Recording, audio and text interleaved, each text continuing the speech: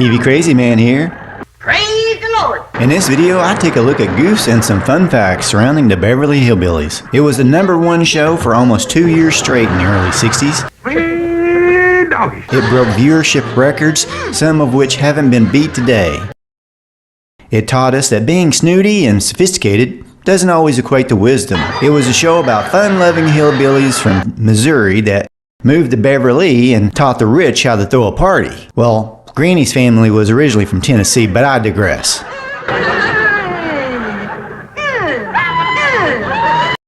So let's get started with some fun goofs you may have missed the first time around. Do you remember how small Jed's cabin was? I'd say the cabin was wide enough that 3, maybe 4 Jeds could stand side to side next to one another looking from the outside. But on the inside, unless I'm way off somehow, I think you could hold a church service in there. I mean, a small church, mind you, but still. Jed? Howdy, Paul. What you got there? Stranger? There is something mighty strange about that, stranger. And it's not polite to call somebody a dummy, but in this case... Figured he might be a revenue. He ain't no revenuer. Then can I keep it? I guess Elly just has a powerful effect on men. Same thing happens every time. In episode 6, Jed knows how to use a doorbell with no problem. But later episodes, the whole family can't figure out where the music is coming from when someone rings their doorbell. Did you ever find out where that's coming from? No, sir, I didn't. Every time I went to looking for it, somebody always come to the door. Maybe Granny's moonshine, tonic, got to him. Cures and removes everything, including memory and cognitive reasoning. This time I'm gonna find it for sure. You see? Now how did Jethro change shirts so fast? And I swear I haven't touched Granny's tonic. In the episode, Elly's first date, the Clampetts mistake a pool table for a dinner table in the billiard room when all of a sudden Jed materializes into the kitchen and then back into the billiard room again. Okay, did somebody slip Granny's moonshine into my drinking water? Did you find the skillet? Yeah, Pearl. Well, let me have it. Granny! What was that loud ringing noise? In the episode, Jed plays Solomon. Granny knocks out Cousin Pearl. And you know, from the standpoint of an actor, it's really hard to play like you're knocked out when folks start moving the props right out from under you. Body across it and we'll shoot from behind you. Cave the door. Open the table. Lay Pearl's body across it and we'll shoot from behind you. You know, that reminds me, do you know that some folks don't think that I know the difference between what goes on television and the real world?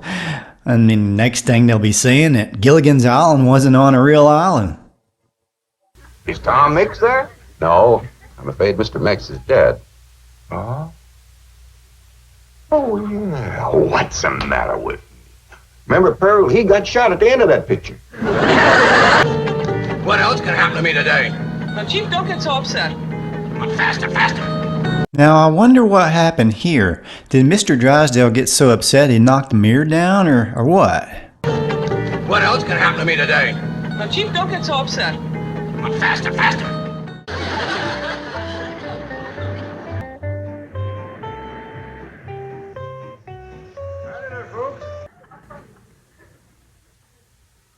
No, it couldn't be. Say, who knocked out that windshield? Do you reckon this had anything to do with Granny's moonshine? Tonic. In the episode The Garden Party, how can Mrs. Drysdale be dancing with Jed by the cement pond and standing in her yard at the same time? Can I see you for a minute? That's it, something's gotta be in my water. You wouldn't pull my leg, would you? And I said, well, one good turn deserves another. Stick it up here and I'll give it a yank. Notice in this episode as Miss Hathaway and Mr. Drysdale pull up to the Clampett mansion that there's nothing in the back seat. Then when they arrive, there's a big fish in the back of the car. Well, at least this time I see a windshield. I guess I'm not totally out of it. In this episode, Jed, Elly, and a chimp are outside sitting next to the front door, but when Jethro drives by, nobody's there. But then they do the close-up and it's as if they never left. Hot possum sausages, just a swimming in hog rendering. Anything tastes good after a few swigs of this. No, I wonder what would make a fella see more weird things. Possum swimming in hog renderings or Granny's tonic. In this episode, Miss Drysdale tells a story of her riding in the Clampett's truck to what looks like Mentor from the TV series Shazam, played by Les Tremaine. One side, everybody, get out of the way! In the flashback, Jethro drives the truck by a national bank, a place called Lance, a place called Frank Booth's Fine Footwear, and finally a store called Harry Cooper. And then they instantly pass right by the same stores like some kind of strange time loop. Doggy. On this episode, Mr. Drysdale and Miss Hathaway are at two places at once. First, they're talking to this Maynard Beatnik look-alike, while they are simultaneously dancing, and then the camera switches back, showing us that they are still talking to the Beatnik before they actually walk out to dance. Talk about a weird time anomaly. In the very next episode, Jed walks out to talk with Epps, one of the Beatniks, and then they cut back to the kids dancing, and there's Epps, clear as day, still dancing on the floor. No, it couldn't be. There's a bit more magic going on than you realize when Mr. Drysdale gives his hat to Jethro to do a magic trick. Of course, first of all, Jethro ruins Mr. Drysdale's hat. One of these days, you and me's gotta have a long talk. After Jethro ruins the hat even more, they switch back to Mr. Drysdale, who appears to have his hat safely on his lap. Then they switch back to Jethro, and you can see that the hat is still on the table. Then we see Mr. Drysdale holding the ruined hat in his hands.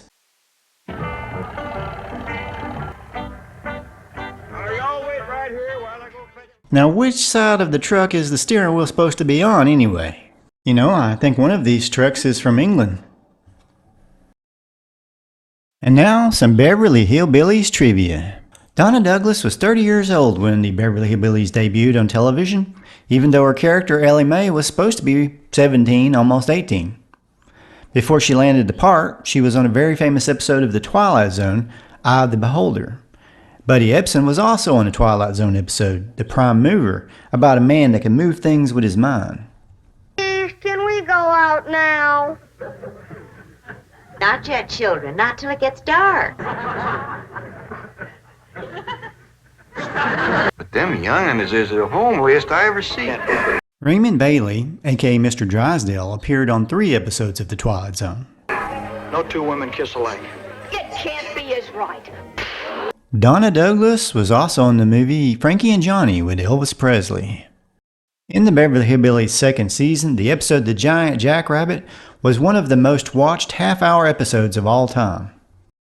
After the first season, an executive for sponsor Levi Strauss was quoted as saying that Donna Douglas had done more to sell more blue jeans in 1 year than any cowboy had done in 100 years. John Wayne himself guest starred on the season 5 episode, The Indians Are Coming. Where was you when I needed you, John? Jethro was of course played by Baer Jr., who was the son of Max Baer, who was the world heavyweight champion from 1934 to 1935. And what of Joe Louis, Carnero's Color Challenger? Well, he's a great fighter. In fact, he's going to be a sensation. As of the time of the making of this video, Baer Jr. is now 86 years old and is the last remaining cast member of the Beverly Hillbillies. When the show first started back in 1962, he was only about 25 years old. He did not return with the rest of the remaining cast for the 1981 return of the Beverly Hillbillies TV movie, and his character Jethro was replaced by actor Ray Young. According to the DVD special features, he was asked several times to come back by the producer Paul Henning, but kept putting the producer off until it was too late. Jed Clampett was played by Buddy Ebsen, of course. His career spanned 7 decades. He was almost in The Wizard of Oz as the Tin Man back in 1939, but the content of his makeup actually made him sick. He complained about breathing problems for years afterward. Well, Captain, meet up with Davy Crockett, king of the wild frontier. Before the Hillbillies, most recognized him as Davy Crockett's sidekick, George Russell on Walt Disney's Davy Crockett. After the Hillbillies was canceled, Ebsen went on to star in a popular detective series, Barnaby Jones, which ran from 1973 to 1980. That's real nice, son. This here's what I carry. When the 1993 remake of the Beverly Hillbillies was released on movie screens, Buddy Ebsen did a cameo as Barnaby Jones. Oh, this case was pretty easy to crack, Miss Hathaway. Irene Ryan was 60 years old when she started playing Granny, and in real life she was only 6 years older than Buddy Ebsen. Now, I bet you knew that the Beverly Hillbillies was in the same universe as the characters from Petticoat Junction and Green Acres.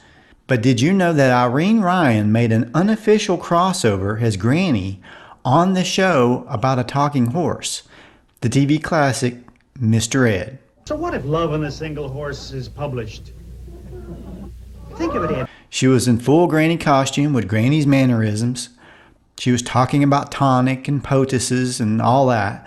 I better go home and get some spring tonic for myself. But she was credited without mention of her being as actually Granny. Coincidentally, on that same episode, Love and the Single Horse, Raymond Bailey, aka Mr. Drysdale, played as Mr. Dervis on this episode. I'd like to invite you to watch my latest cartoon on my Freddy Cat Cartoons channel.